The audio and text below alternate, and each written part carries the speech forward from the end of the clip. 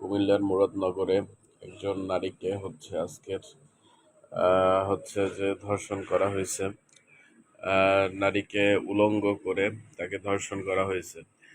এই ঘটনা যারা ঘটিয়েছে তারা বিএমপির লোকজন, ঠিক আছে? তো বিএমপির যেসব লোক এইসব ঘটনা ঘটিয়েছে, একটি নারীকে, একটি হিন্দু সম্প্রদায়ের একজন নারীকে যারা এরকমের উলঙ্গ করে ধর্ষণ করলো এবং সেটার ভিডিও ধারণ করলো, তাদেরকে উপযুক্ত শাস্তি, তাদেরকে ধর্ষণ করা, তাদেরকে তাদেরকে সর্বোচ্চ শাস্তি দেওয়া উচিত।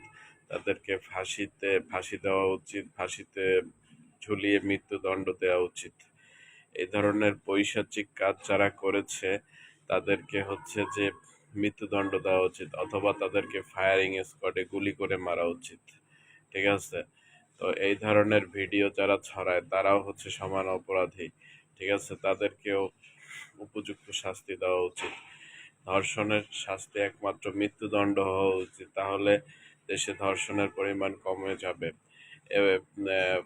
দেশে প্রতিনিয়ত নারীরা ধর্ষণের শিকার হচ্ছে, গণধর্ষণের শিকার হচ্ছে, কেউ পালাক্রমে কাউকে ধর্ষণ করা হচ্ছে, প্রতিনিয়ত ধর্ষণ করা হচ্ছে, কিন্তু কোনো বিচার হচ্ছে না।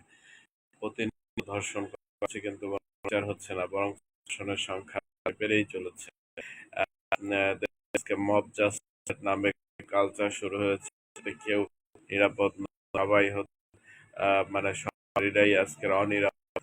শিশুরা ধর্ষণের শিকার হচ্ছে, যুবকদের ধর্ষণের শিকার হচ্ছে, বৃদ্ধ নারীরা ধর্ষণের শিকার হচ্ছে, কেউ পালাক ধর্ষণ কাউকে করা হচ্ছে, কাউকে ধর্ষণ করা হচ্ছে, কাউকে ধর্ষণ করা হচ্ছে, এভাবে ধর্ষণ করাই হচ্ছে।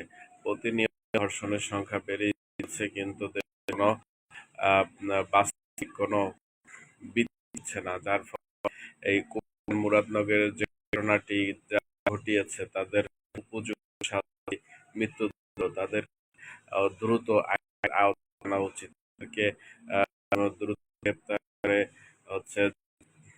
মৃত্যুদণ্ড কার্যকর করা উচিত। এই ঘটনার সংশ্লিষ্ট যে যারা আছে তাদেরকে ধরে